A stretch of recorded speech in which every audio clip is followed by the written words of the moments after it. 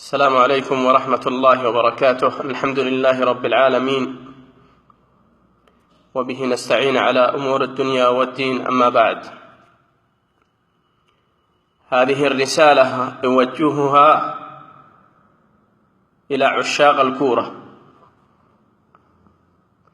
الذين يحبون في الكورة ويبغضون في الكورة، وهم كثيرون في هذا الزمان. أقول لهم: بالله عليكم، كم مرة بكيتم من خشية الله، وكم مرة بكيتم عندما سمعتم آيات الله تتلى،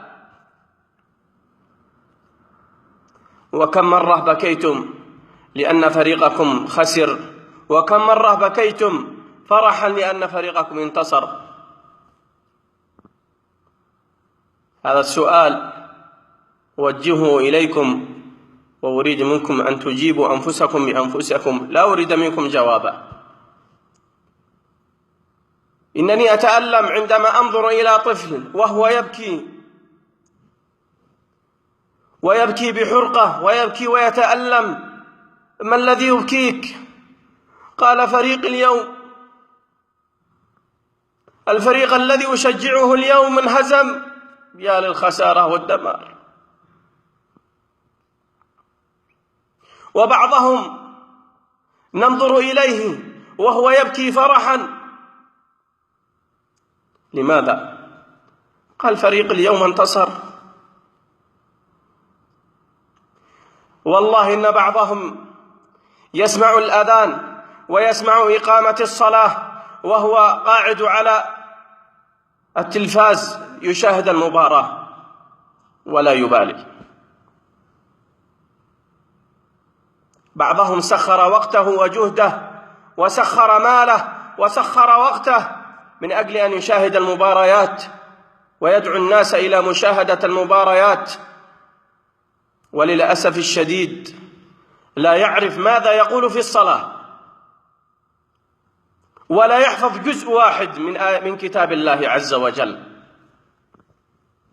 نحن نتألم ونحزن لهذه الأمة التي أصابها الخور، والتي أصابها الضعف والوهن، ولكن العتب هو على الآباء الذين ربون أبناءهم على هذه التربية الغير صحيحة.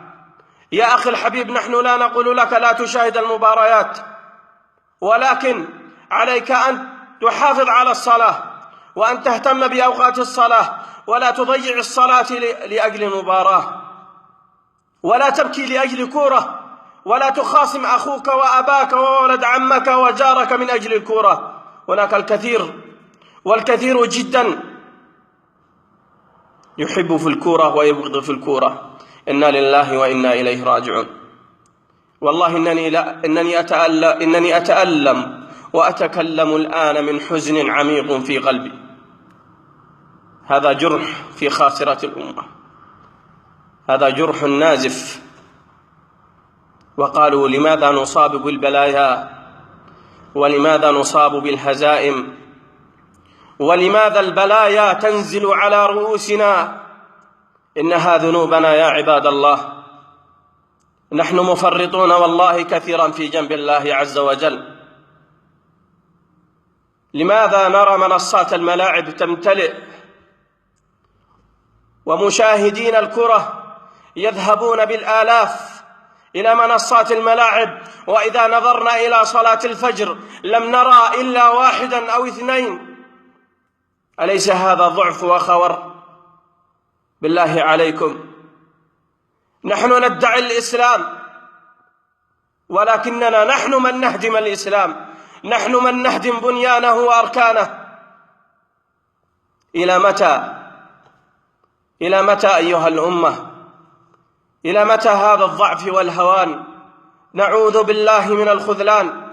إنني أناشد كل أب وأقول له: أسألك بالله العظيم أن تربي أولادك على التربية الصحيحة. ربيهم واجعلهم يكونوا على مائدة القرآن، اجعلهم محافظين على الصلاة، نحن لا نقول لكم لا تشاهدوا المباريات، ولكن عليكم أن تتقوا الله في أوقات الصلوات، ألا تنسوا القرآن، ألا تتخاصموا فيما بينكم من أجل الكورة. نناشدكم بالله، هذه الرسالة هي من قلبي الذي يتألم من أجلكم.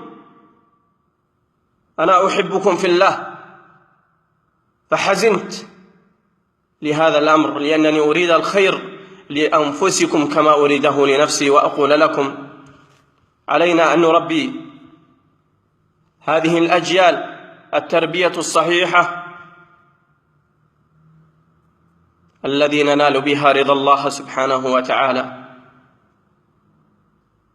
هذه رسالتي بين أيديكم، أرسلها من قلبي إلى قلوبكم، فأرجو منكم أن تتقبلوها، ومن رأى فيها خيرا لهذه الأمة فعليه أن يساعدنا بنشرها. وجزاكم الله خير الجزاء، وأعتذر على الإطالة، والسلام عليكم ورحمة الله وبركاته.